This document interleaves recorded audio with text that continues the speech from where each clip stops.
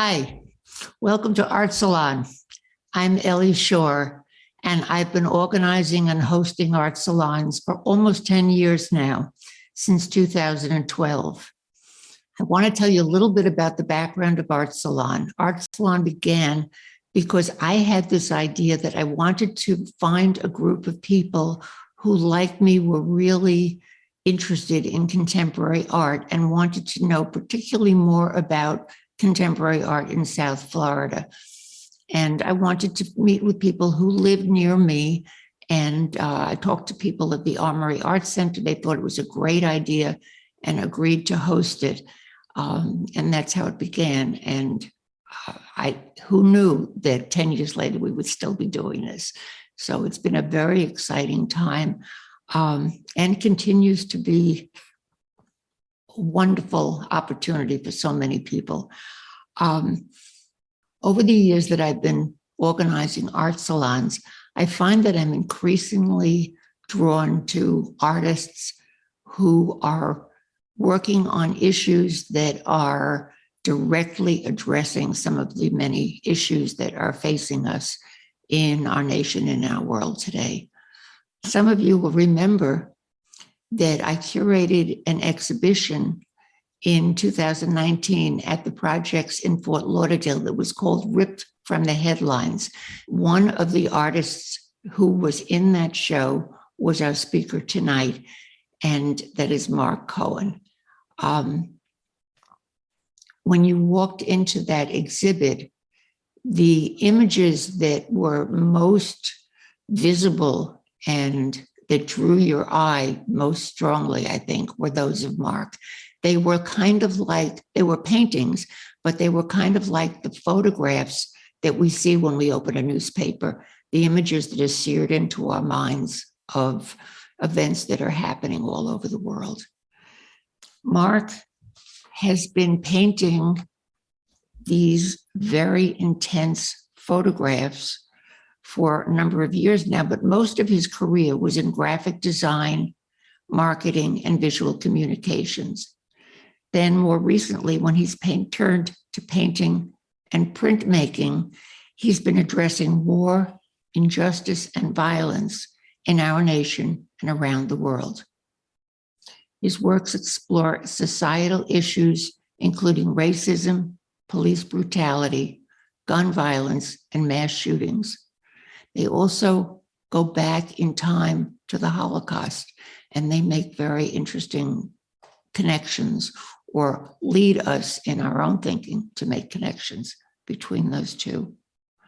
Mark says he hopes his work makes us all question power of all kinds.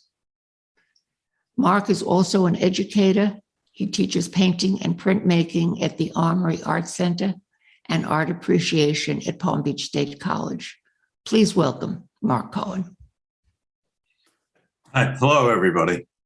I graduated from FSU with a master's degree in the late 60s and immediately went to New York, spent a year there, figuring out that it was like way too sophisticated for me.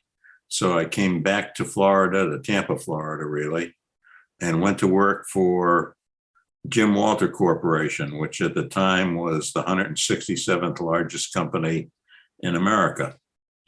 What I did for them was advertising. I managed it. I did that for 3 years and then went out on my own, took them with me as an account.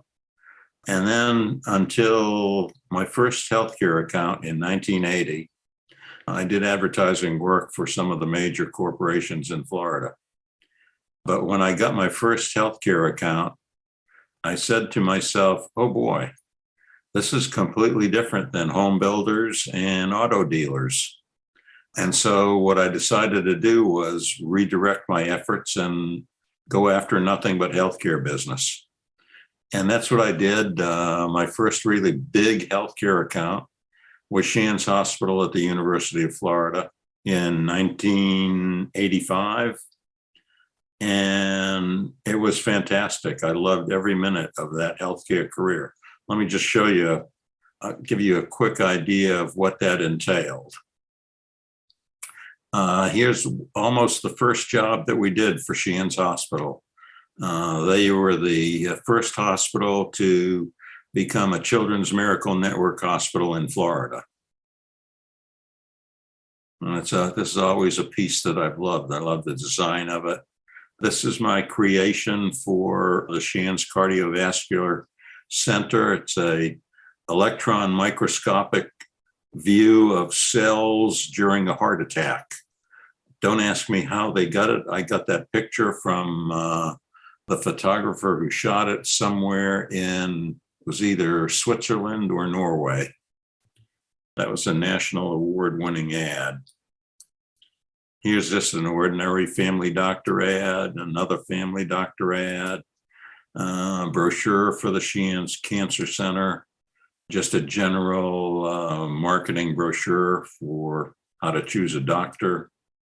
This is always a piece that I love that we did for West Virginia University's hospitals, because this job and everything that we did for West Virginia University used actual patients. And I just saw that Fred Arledge joined us. So I got to say hello to Fred. Fred, long time no see, long time no hear. I'm glad that you're on board. Here's an ad for Celotex insulating sheathing. They're one of the big building materials manufacturers in America. Another ad, just using stock photography to do these full page newspaper ads. There's the Parthenon in the background. There's a practice brochure selling Cohen and Associates to doctors. And so after that advertising career, I said to myself, gee, I've done pretty much everything I can do in advertising. I had always wanted to be a painter. And so I decided to do it, to take the leap. I did a lot of research and found the Armory Art Center in West Palm Beach and a teacher by the name of Miro Antich. And I spent 5 years with Miro trying to learn how to paint, because I hadn't used a paintbrush since college. And back then we were oil painting, and I didn't do very much of that because I was in the design end. But Miro was unbelievably generous and a great teacher. And he got me interested in studying. And so one of the books that I read trying to figure out how to be a painter was a Malcolm Gladwell book that basically told me that if you want to be good at anything, it takes at least 5,000 hours. So I took Malcolm Gladwell's advice to heart, and I spent 5 years painting away like crazy, studying like crazy. And then I had to make the decision of what is it that I'm going to paint? It's the decision that, like every artist makes every time they take up a piece of paper or a blank canvas. And so I started with a 48 by 48 inch canvas, and I decided I was going to paint the pepper. This pepper took me 8 weeks to paint. I know when you look at it, it looks like you could paint that pepper in about 10 minutes. And believe me, when I was doing it, I was thinking the same thing. But I just kept stacking paint up until I finally said, after 8 weeks, okay, it's done. And now let's go back here. Because once I got that painting done, then I was faced again with the decision, what are you going to do? And so over a period of time, I studied what was going on in the world and what had gone on in the world historically. And I felt kinship with the artists who historically were doing what we call today history painting. Basically, they were protesting. They're still doing it today. Anselm Kiefer is doing it today. Marlene Dumas is doing it today. So is Barbara Kruger. Larry Rivers did it in his time. So I decided I was going to do the exact same thing. And I didn't know where to begin. So I had a very nice friendship with Eileen and Howard Shapiro here in West Palm Beach. They convinced me that I should take a look at the Holocaust. And so that's what I did. I started really with the Holocaust. And true to my advertising background, this is a layout for a painting that I've been working on for the last month. It's for a show, an upcoming show at FIU that opens, I think, on January 24th. And it's my thumbnail layout of what my painting would look like. Typically, I find subject matter on the internet, in books, and the Armory Art Center is kind enough to let me use a wall over there every once in a while when I do big pieces. And this is a pretty big piece. It's 9 feet tall by 18 feet wide. So I started painting away on it at the Armory. And lo and behold, after one day of painting, I got a call asking me to cover it up because it was upsetting too many people. And if I tell you that's happened in the last 5 or 6 years, at least a half dozen times, trust me, it's happened. And it just makes me feel warm and good inside when that happens, because I know that, oh boy, what I'm doing is having an effect on some folks. Because the bottom line is what I'm painting about is injustice, whether it happened 75 years ago or whether it's happening today in America. I really can't describe the why and the how other than growing up, I had parents that I never heard the N-word from. I had people in my life in athletics that I never heard the N-word from. They were the world's most honorable people. So it just seemed to me that I was at home painting about things that they would object to. So here's that same painting on the same wall, a little further along. It's using the trains of the Holocaust, the locomotives. I think there were, 2,500 trains that Hitler and the Nazis had access to once they had done their deed in Europe. And these Holocaust trains would transport up to 100 cars. The cars, for the most part, were cattle cars. They would stuff between 100 and 250 people into a cattle car. And then those trains would run to the killing centers, basically in Poland, where the Nazis put up their gas chambers and crematoriums. The children are based on black and white photographs that I found of children that were experimented on by Dr. Mengele at Auschwitz. This is based on a photograph that I found of these two kids in Warsaw when the Warsaw Ghetto was being cleared out. This is a drawing that's based on pretty much a world famous photograph. Again, the Warsaw Ghetto is being emptied. These people would go from the Warsaw Ghetto to the train, be loaded onto the train, and sent from Warsaw. They were mostly going to Auschwitz. This is a start of a painting about 8 feet wide and 7 feet tall. And typically this is how I start them. I just lay them out in paint most of the time and then just start hacking away. There's the finished painting. And let me show you one thing about this. This is one of the paintings where I started combining images and making them somewhat transparent. So that makes it a little difficult to figure out exactly what you're looking at. And that's kind of what I wanted to do with these paintings. I'd like to take that realistic painting and abstract it a little bit, make it different from a photograph. Here's a close-up. And the other thing that I look at when I make these paintings is, are there paintings inside the painting that I'm doing? And I thought that this was a nice view of what could be a painting inside the painting. Here's another one.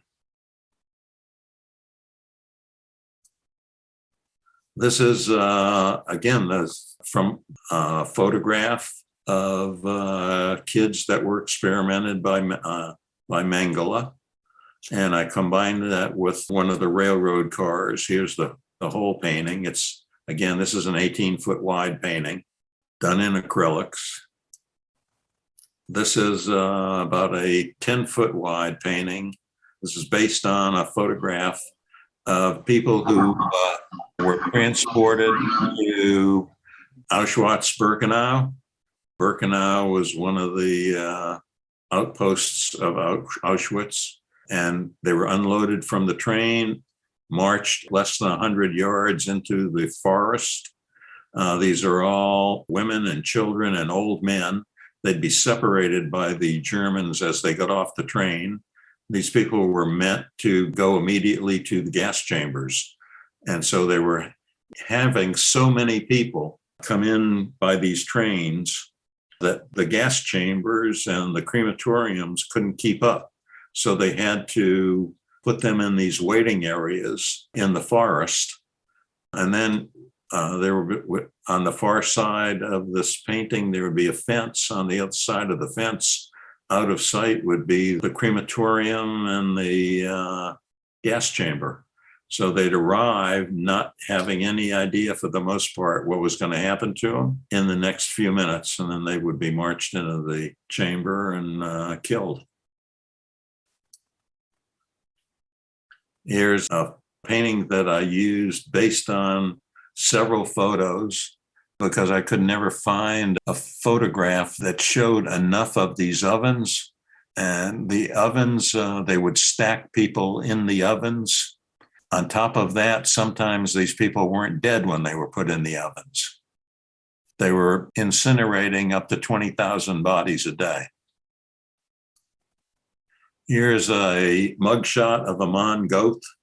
He's the commandant of the Plazow concentration and labor camp that was adjacent to Krakow, the Krakow ghetto.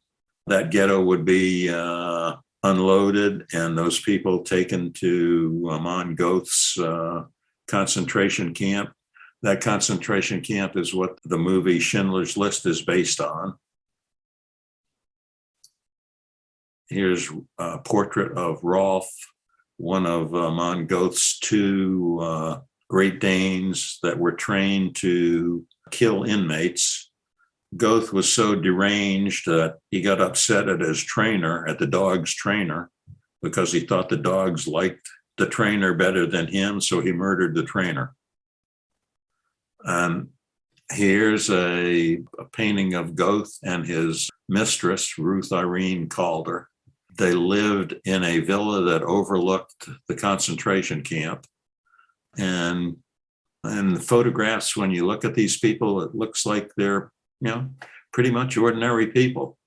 They'd get up in the morning, have breakfast, he'd kiss her goodbye and go to work, except, his work was murdering Jews and gypsies and Russians. And then he'd come home at night, kiss the kids goodnight. That's what all of these people did. They turned mass murder, they turned extermination into an ordinary, everyday thing. Here's the start of a painting, about 12 or 13 or 14 feet wide, a painting of the auxiliary women at Auschwitz and some of the officers. Basically, they're having a good time because they're at a retreat that was built by inmates, I think about 20 miles north of the camp. And they would go there for a day or two of relaxation.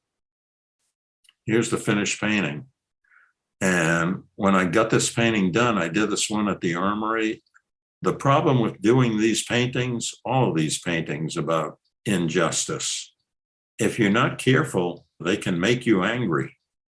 And this is one painting that it made me angry. It made me so angry, I mixed up the red paint and I just threw it on the painting. Here's a drawing. It was really an experimental drawing that I did. It's for the Holocaust Documentation and Education Center in Dania Beach. It's also 18 feet wide, 9 feet tall, and it's not a painting. It's a drawing. It's a drawing, a charcoal drawing on canvas. It's something that I wanted to try. It took me a long time to do because I had to put lots of charcoal on this on that canvas because it ate it up and spit it out so well. And it took me about a month to do this. I do spray fixative on every coat. There's got to be probably 10 cans of spray fixative on this piece. Here's a 30 by 40 drawing of a Dachau inmate the day that Dachau was freed. Here's another pencil drawing of Dachau inmates the day they were freed. Some of these things they're hard to look at. They were definitely hard to make. And this is just something I dreamed up out of my own head because I repeatedly thought about this idea of what could have happened if all of these children had not been murdered. 1.5 million children murdered. Who did we lose? What would our society be like?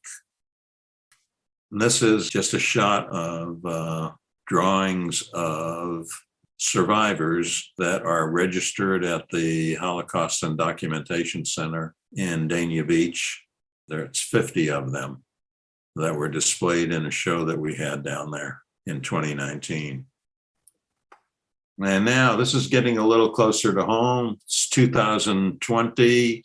We're not paying any attention to the pandemic, most of us, in government at least. But I saw some photographs in the New York Times, and I knew that this was going to be really bad. And I have some doctor friends who were also convinced this was going to be really bad, and the country had no idea how to handle it.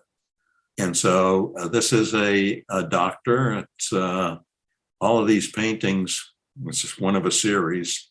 All of these paintings are on raw canvas, and that's what I most paint on most of the time is raw canvas. And you can see it comes folded. At least I buy it folded up. Here's all the folds. And I kind of like those folds in it. I like the idea of the canvas not being stretched because I think it takes away from being fine art, fine in quotes, because nothing that I do is very fine. It's nasty. It's pretty horrible stuff. And this is my way of calling attention to the importance of wearing masks. Here's another nurse, and you see the outline of the mask that she was wearing. The painting is underway. It's a long way from being done. And you can see on this one, I've laid it out in charcoal and then just started painting away on it. These are all oil paintings, these COVID paintings. There's the finished painting, and there I am standing there. So you really get an idea of the size of these things. And these are my own kind of inventions of what the virus must look like. And I wanted them to be seen as attacking the providers. Again, here's the raw, unfolded canvas with all the faux marks in it. And again, I've just laid the painting out and started painting away with the oils. And there I'm using a picture as a guide, but not really. The picture helps me get started. And then I kind of just go away from the picture and do my own thing. Here's the finished painting. Here's another one. This is a morgue on I forget the name of the island in New York, where the COVID bodies were being buried because all of the burial facilities were completely overrun. So New York started digging trenches and making these mass graves. Here you can see they're stacking them, 3 bodies on top of each other in pine boxes. And in this case, I'm using multiple photographs as my kind of model for what the painting's going to become.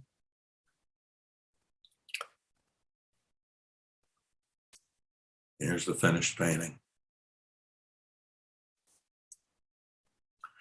Okay, here's a really big one. This is, I think, a 14 or 15 foot wide painting, 9 feet tall. And I've laid it out really on a piece of tissue paper. And then I take that layout and transfer it to the canvas. And you can see it's, as far as what I put down on the canvas is pretty simple. And then I just start ripping away. There's the finished painting. Another one. This is one that was really done very quickly. This painting is based on a very famous photograph that was taken by a Tampa General Hospital manager. And these two people were a husband-wife anesthesiology team. And basically they had an argument on their way to work. They got to work and they realized how stupid it was to be arguing when they were about to walk into a very life-threatening situation, because Tampa General is a hub for COVID-19. They have a huge ward, and these people were intubating people who needed oxygen. So there's how it starts. There's the painting when it's almost done. There's the finished painting with one of the Tampa General people who were instrumental in getting all of these COVID paintings exhibited at the hospital. Here's a West Palm Beach food site. I went there because I wanted to do something built around people in our community needing help. So I went and they let me do some photography there. And I used that photography to build this painting that became part of the COVID-19 exhibition. Really, it's a combination of two photographs that I married together to make it a little bit harder for you to figure out what you're looking at. Here's the beginning of Sophie. Sophie is a nurse who works in 2 Philadelphia hospitals. She's been there since the outbreak of COVID. She works an 8-hour shift, 5 days a week in both hospitals. So she gets done with one hospital and then drives across town to the other hospital and puts in her 8 hours there. She did that for over a year, finally got COVID, was out for a month. And as soon as she was well enough, she went back to both hospitals. She's like the epitome of what nursing is all about, including these doctors. You know, these people really, they know what they've gotten into. I mean, they know it's a life-threatening situation, and yet they put on their gear and they go in and face it every day. I mean, we should be so grateful to these people. Here's the finished painting. This painting is going to be in the ArtFields exhibition in Lake City, South Carolina in April. So that's an international show that this painting got accepted to. I'm a printmaker. Here's my print, 30 by 40 print of Bob Dylan. I love printmaking because it's a way for me really to combine drawing and abstraction and really be experimental as hell. So here's one version of Bob Dylan. Here's another version of Bob Dylan. Here's Pablo and Jimi Hendrix. Sitting Bull. This is a 9/11 jumper. It's a charcoal drawing, 30 by 40 inches. Another 9/11 3 jumpers. Another 9/11 jumper. Here's 3 of the drawings shown all together at the Armory for a show. This is the start of a painting. I needed a break. And so I decided I was going to do, actually, I got kind of commissioned by my friends, Howard and Eileen Shapiro, to do a painting for them. They didn't tell me what to do, but Howard is a semi-retired rabbi. So I knew I had to do something that would be pretty Jewish. And so I figured I would do it built around the word shalom. And so here's how that started. Okay, and then I did a little color study, and then the same color study, figuring out how to make a bigger painting. And then here's the final 48 by 48 inch painting. This is the Las Vegas mass shooting. Big painting. All of these are big paintings. They're all 7 or 8 feet tall. They're all 12, 13, 14, 18 feet wide. Here's the finished painting.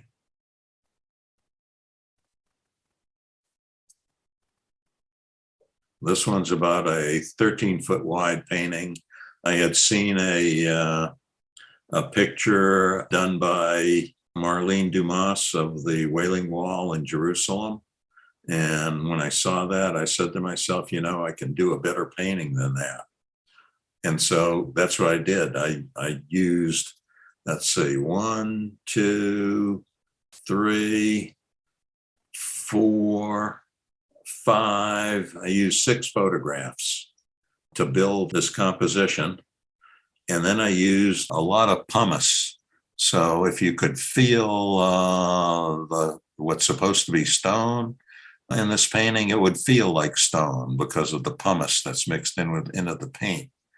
And then I tried to duplicate what the crevices in the wall look like, because people, when they pray, they sometimes take wads of paper that they've written a prayer on and stuff it into the cracks in the wall, much like we do when we visit the Vietnam War Memorial in Washington, D.C., and tape things onto the black marble or the black granite. So this painting, one day I was almost done with it. It was hanging at the Armory. And I walked in, and on the back of the painting, right here, if you could see my pointer, right there was sticking out a piece of an envelope. So I walked over and I peeled back the painting, because the painting just hanging by grommets on the wall. And it was an envelope, and I opened it up, and it was a little note in Hebrew. And I found a translator, and the translator told me that what it said was, "Thank you for doing this painting. I'm over here from Israel, and this reminds me of being home." So it's that was one of the nicer things that gets said about what I do. Most of the time, what they're saying is, "Why are you doing it? It's horrible." When I do Black Lives Matter paintings, and I've done a lot of them, I get the same kind of comments. They started with comments from my daughter, the attorney, who from the beginning, when I started painting, would say to me, "Why are you doing that? How are you going to sell it?" And, I didn't want to tell her that I don't want to sell it. I wanted to build a body of work so I could make self-curated exhibitions. And that's really what I've been doing. Here's another one. The title on this painting is David and Goliath. And I like that because, I love the title, because at first, when you look at this, you see a woman. It's like the Tiananmen Square photographs that you've seen of the lonesome guy standing in front of the red Chinese tank. Okay, here's the Palestinian woman. standing in front of the Israeli tank. And I like the idea of titling it David and Goliath, even though she's not David, because the way that I saw this was the tank is David. The woman, the Palestinian, is Goliath, because the woman represents how many millions of Arabs versus the tank that represents the state of Israel, which is like 5 or 6 million people, I think, something like that. I've never explained that to anybody.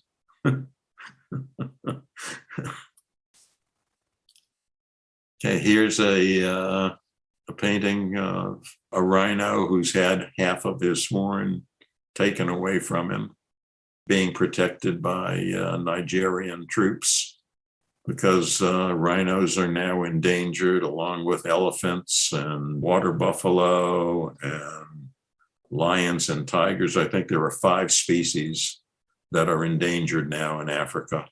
And what I did was I combined the rhino with the Japanese artist Hokusai's paintings, pornographic paintings, really, of men and women copulating.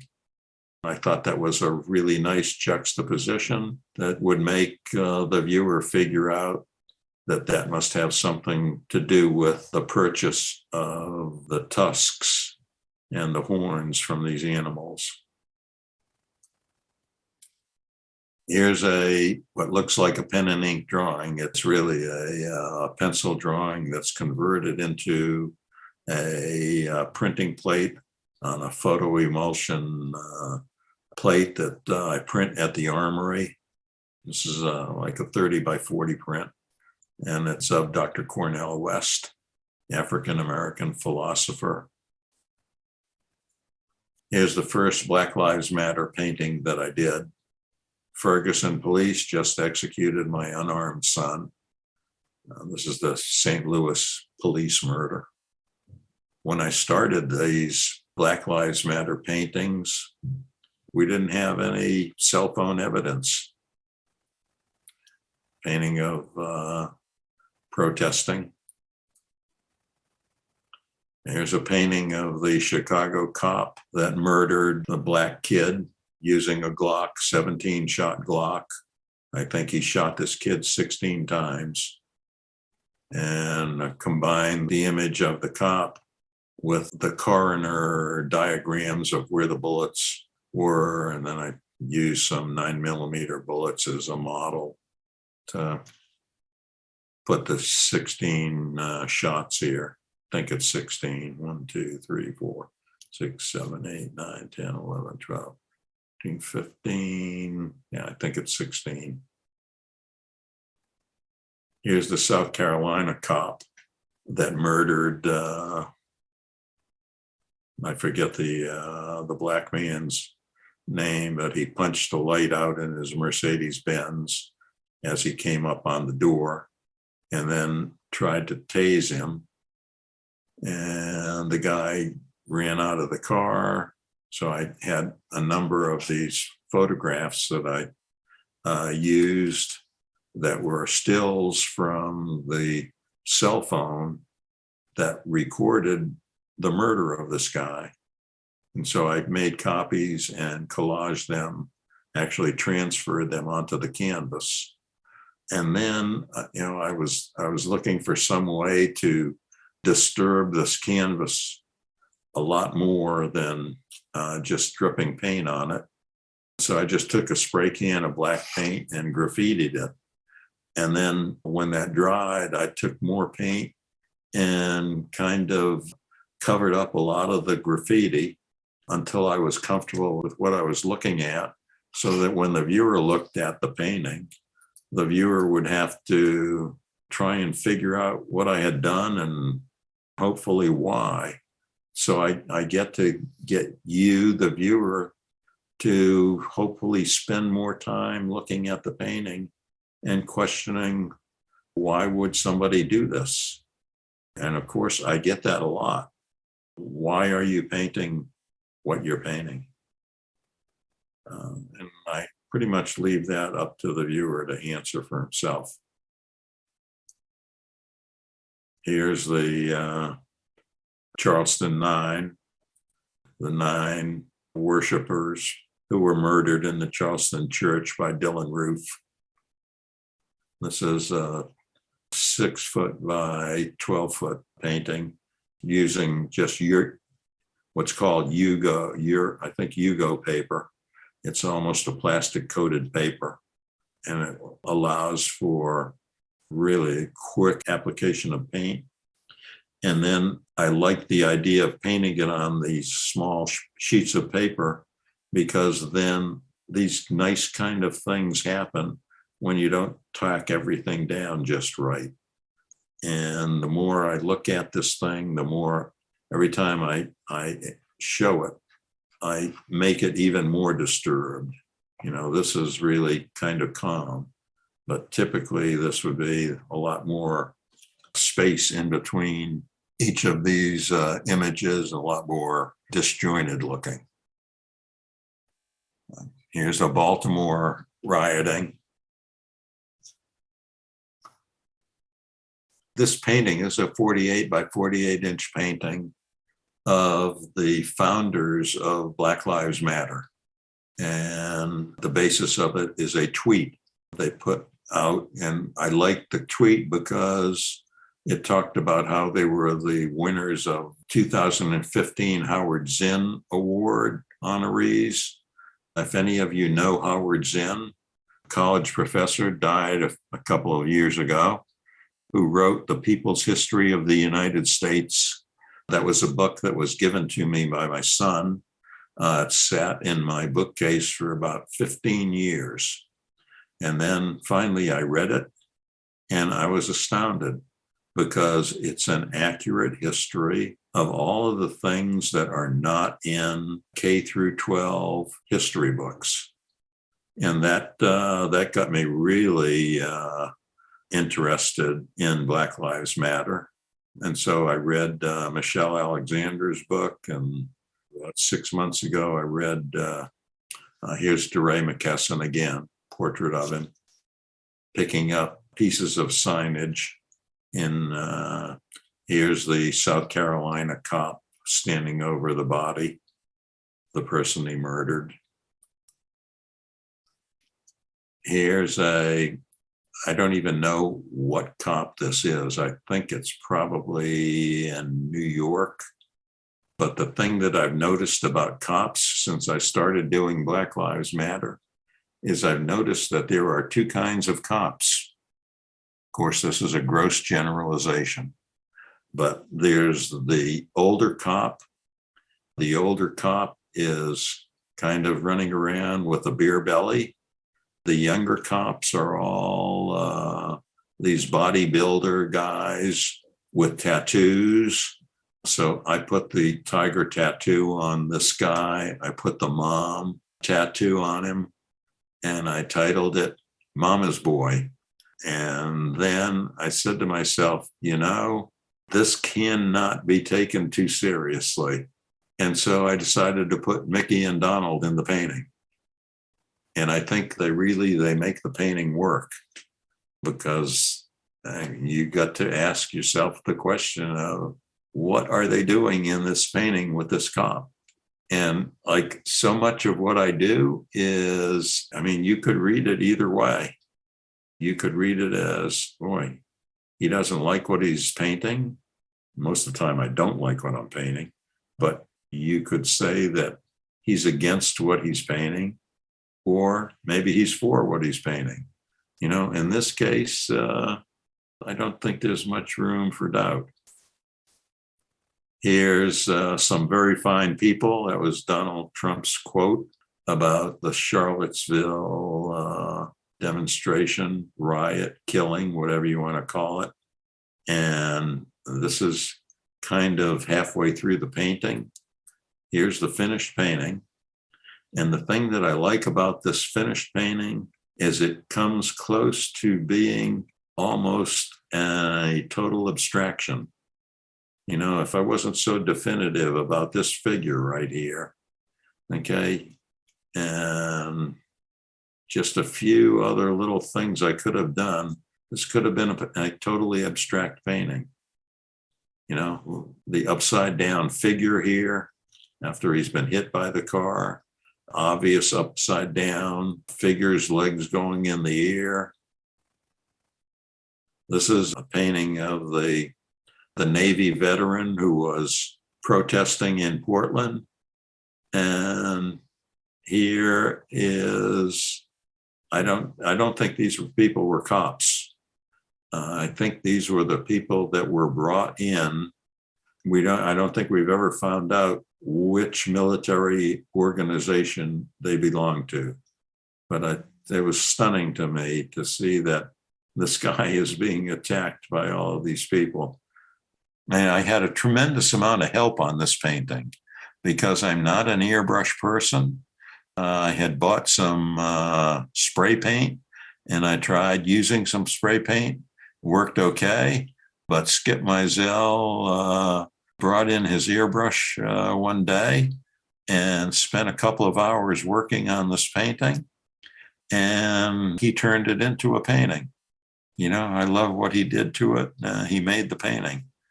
And then, you know, this is another situation where, you know, I looked at the thing and then I saw another painting in there, in that big painting.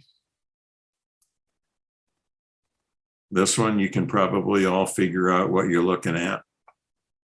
This painting was really a hard painting to do. Very hard painting to do. Here's the finished painting. I took a picture of the cop who shall go nameless, made multiple copies of it, collaged 9 of those images on the painting up here, and then translated that into 1 minute, 2 minute, 3 minute, 4 minute, 5 minute, 6 minute, 7 minute, 8 minute, 9 minutes and 29 seconds. And that's what I've titled the painting, 9 minutes and 29 seconds. And it's basically this transparent painting of George Floyd using multiple images. Here's the 4 cops, one standing, the murderer and the 2 accomplices kneeling down on top of George Floyd. Here's all the people who were using their cell phones. This one guy yelling at him to stop. And then I just used this white outline of this guy, the North Side Boxing Club guy, and repeated him bigger. And then balanced it off by using some white on these figures. I love this painting. You know, I hate what it represents, but I love the painting. And so in the last 10 years, this isn't who I always was, but it's who I've totally become.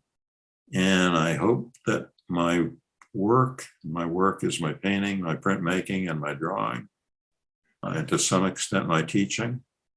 I hope that that's who I'm recognized as. And so where am I going from here? I'm creating a not-for-profit foundation that will house all the art. I'll use sales from a website that's being put together right now to fund the foundation. I've got now 4 self-curated exhibitions off of the work.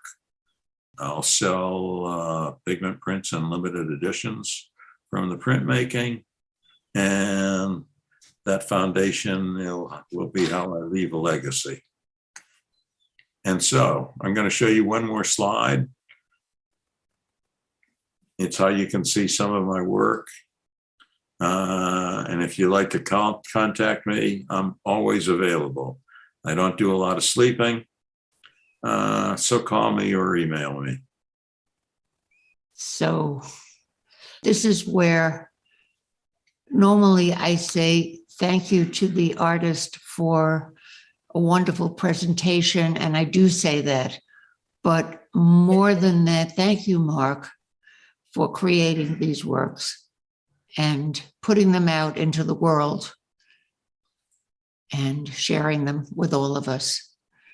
Thank you so much for your time. Wow. I've seen many of these works before. I doubt that there may be some other people there who have seen, certainly people from the Armory have seen so many of these works over and over again. And to many people, these will be new, and either way, the impact of seeing them is so intense. See you all next month, I hope. Bye-bye.